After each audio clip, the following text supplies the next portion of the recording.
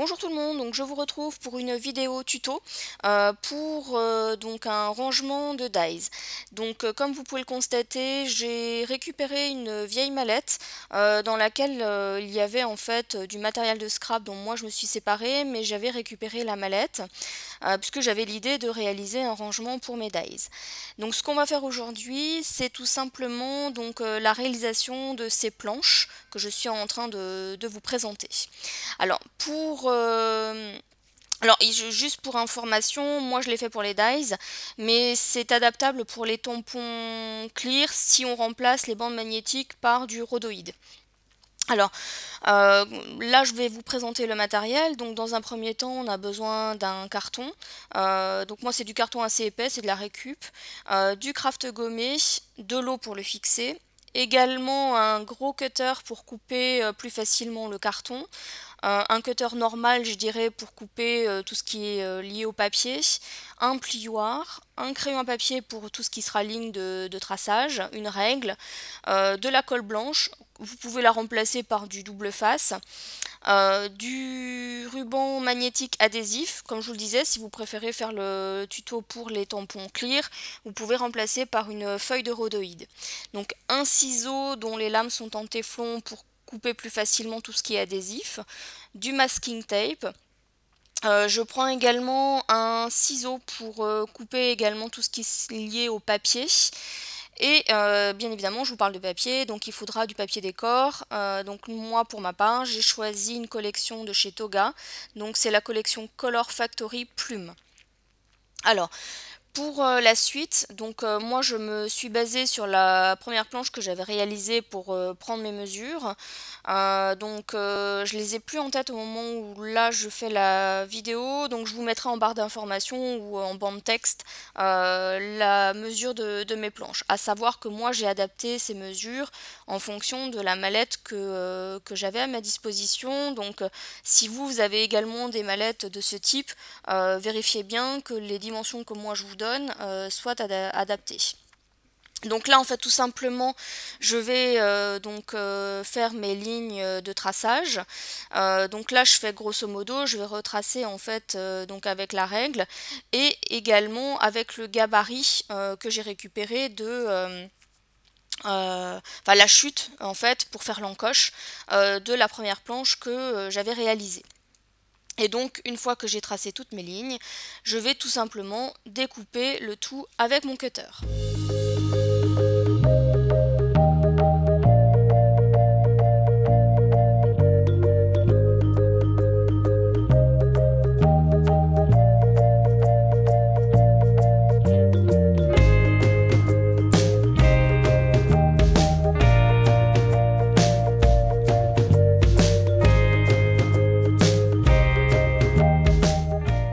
Une fois que mes découpes sont réalisées, je vais prendre mon papier craft gommé, donc qui est de couleur blanche, pour recouvrir en fait tous les bords, pour les protéger, pour éviter que ça s'abîme trop rapidement. Donc alors je mesure pas hein, au centimètre près, comme vous voyez, je pose mon craft gommé, puis je fais des repères au crayon papier, et puis ensuite je coupe. Pour le coller, il suffit d'humidifier la face où il y a la colle en fait, hein, tout simplement. Donc je vais faire cette opération sur l'ensemble de mes bords. Donc voilà, donc il n'y a rien de plus simple. Enfin, honnêtement, le craft gommé c'est quand même assez facilement, enfin c'est facile à utiliser et ça a l'avantage de pouvoir protéger en fait les bords.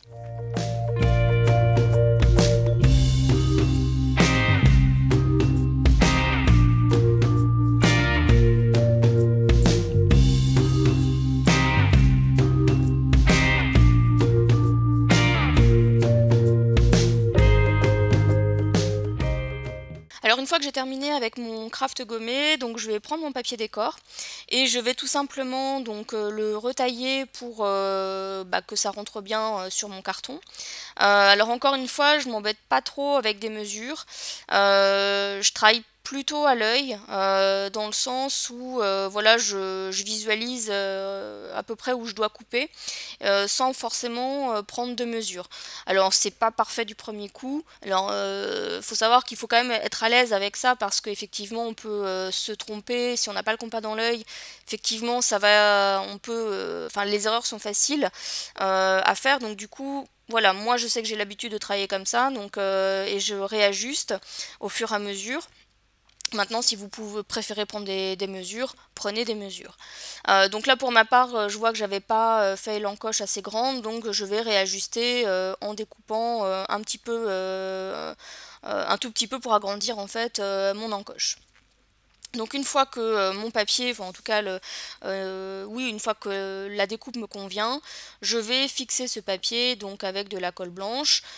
C'est pas forcément la colle que je préfère, mais bon, vu que je l'avais sous la main, autant l'utiliser. Alors moi je sais que j'aime pas trop parce que ça déborde à chaque fois, donc c'est en ça que j'aime pas et je trouve que ça fait gondoler le papier. Là en l'occurrence, vu que le papier, une grande partie du papier va être recouvert par la suite, ça me gênait un petit peu moins et bon bah il suffit de pas mettre de colle trop près du bord pour éviter que ça déborde. Donc là j'utilise mon plioir hein, pour bien fixer mon papier et en fait comme j'ai pas mis de colle sur les bords, donc j'avais peur que le papier se décolle, donc je vais rajouter un masking tape qui est coordonné. Encore une fois, j'ai pas cherché à faire quelque chose de parfait, parce que pour moi c'était juste un rangement, donc c'est pas grave si il y a quelques imperfections, en tout cas pour ma part. Et donc voilà, je vais coller le masking tape tout autour. Alors au départ, je voulais laisser un petit bord blanc, etc. Mais voilà, bon, je l'ai pas fait forcément partout parce que c'était pas, j'avais pas assez de blanc par rapport à mon papier. Enfin, je sais pas si je suis claire dans mes explications. Mais voilà, j'ai pas forcément cherché à faire quelque chose de parfait. Moi, je voulais plutôt quelque chose de fonctionnel. Donc voilà, donc je mets du masking tape tout autour. Bon, par contre pour le masking tape j'ai quand même essayé de coordonner, hein. Donc là j'ai utilisé du bleu puisque mon papier était bleu, mais sur le carton précédent j'avais utilisé du rose puisque mon papier était plutôt dans les tons roses. Donc là je vous ai montré en fait c'est les bandes magnétiques adhésives, donc moi je les ai trouvées chez Action. Il me semble qu'elles étaient vendues également chez Ziman, mais sans certitude, moi j'ai pas de Ziman trop près de chez moi donc je saurais pas vous dire, mais il m'avait semblé les avoir vues dans une vidéo achat d'une youtubeuse. En tout cas, il y en a chez Action. Donc voilà, donc il suffit de coller des bandes adhésives comme je le fais. Donc moi j'ai fait le choix de recouvrir quasiment l'ensemble de mon papier. Donc c'est vrai que c'est pas très économique, puisque du coup on utilise beaucoup de bandes magnétiques. Maintenant, vous pouvez très bien les espacer, ça à vous de voir en fonction des dies que vous avez en fait.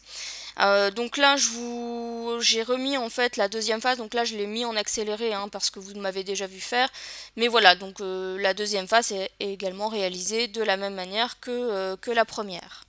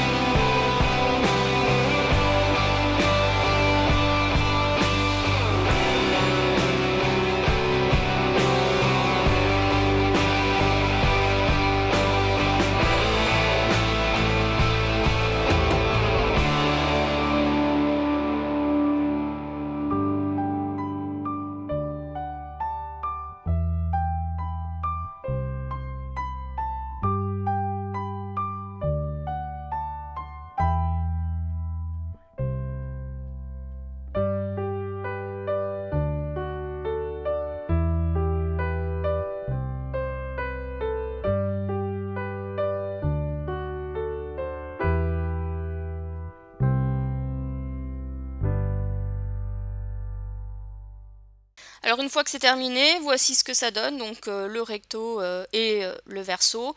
Et maintenant il reste plus qu'à mettre des dies, donc voilà, moi j'ai choisi cela pour vous montrer. Donc je vais les mettre sur ce que je viens de faire, le rangement pour mes dies.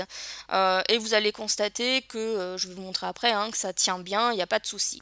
Alors après pour certains dies, enfin les bandes magnétiques de chez Action, elles sont pas forcément non plus d'une très très grande qualité. Il y a certains dice qui se fixent plus ou moins bien, on va dire. Bon, moi c'est vrai que l'essentiel se fixait assez bien, il y en a quelques-uns qui se fixaient un peu moins bien. Maintenant, voilà, c'est quand même plus économique que d'acheter les feuilles aimantées. Qui sont vendus sur les sites de loisirs créatifs, puisqu'il faut savoir que c'est quand même vendu parfois 7 ou 10 euros la feuille magnétique, donc c'est quand même pas donné, donc ça c'était une alternative que j'ai trouvée un petit peu plus économique. Donc j'espère que ce tuto vous aura plu, n'hésitez pas à me dire ce que vous en avez pensé, et pour ma part je vous retrouve pour une prochaine vidéo, bye bye.